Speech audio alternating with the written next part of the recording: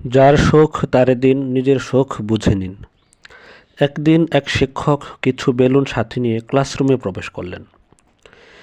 তিনি তার ছাত্রছাত্রীদের সবার হাতে একটি করে বেলুন দিয়ে প্রতিটি বেলুনে তাদের নিজ নিজ নাম লিখতে বললেন। সবার নাম লেখা শেষ হলে তিনি বেলুনগুলো একত্র করে তা ক্লাসের ভেতরে ছেড়ে দিলেন। তারপর তিনি সবাইকে বললেন, নিজ নাম লেখা বেলুনগুলো ধরো।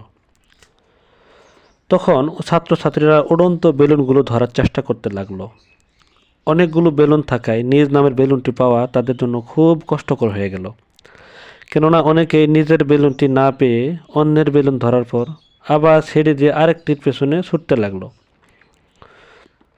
বিষয়টি বুঝতে পেরে শিক্ষক তাদেরকে বললেন, সবাই একটি করে বেলুন ধরার পর যার নামের বেলুন তাকে দিয়ে দাও। এভাবে কিছুক্ষণের মধ্যেই দেখা গেল সবাই নিজ নিজ নামের বেলুন পেয়ে গেল।